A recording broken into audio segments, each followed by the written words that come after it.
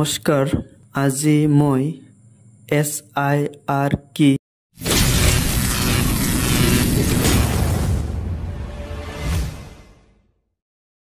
SIR হল special intensive revision অৰ্থাৎ ভোটাৰৰ বিশেষ নিবিড় পৰীক্ষণ। ভাৰতৰ নিৰ্বাচন আয়োগৰ দ্বাৰা এই SIR কাম সম্পূৰ্ণ কৰা হয়।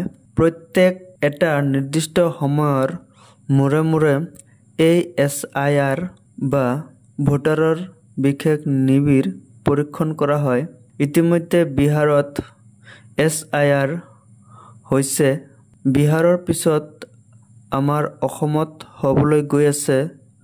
অসমৰ পিছত পশ্চিমবংগ, তাৰপিছত পণ্ডিচেৰী, কেৰালা এনেকৈ SIR চলি থাকিব। আমাৰ এই আগষ্ট মাহত ভাৰত নিৰ্বাচন আয়োগৰ দ্বাৰা SIR কাম আৰম্ভ হ'ব বুলি আমি ইতিমধ্যে গম পাইছোঁ।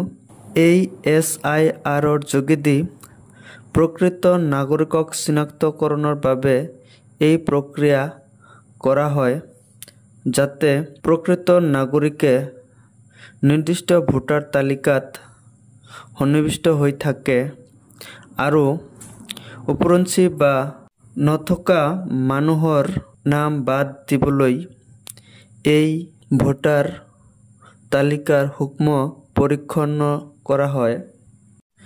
ইয়াত এটা নিৰ্দিষ্ট চন ধৰি তাৰ আগৰখিনি বৈধ বুলি ধৰি পিছৰ নাম উঠোৱা বা নাম থকা মানুহক চিনাক্ত কৰিবলৈ বা নিৰ্দিষ্ট নথি জৰিয়তে তেওঁলোকক ভোটাৰ তালিকাত স্থায়ীভাৱে অন্তৰ্ভুক্তি কৰিবলৈ এই SIR বা ভোটাৰৰ বিশেষ নিবিড় পৰীক্ষণ কৰা হয়।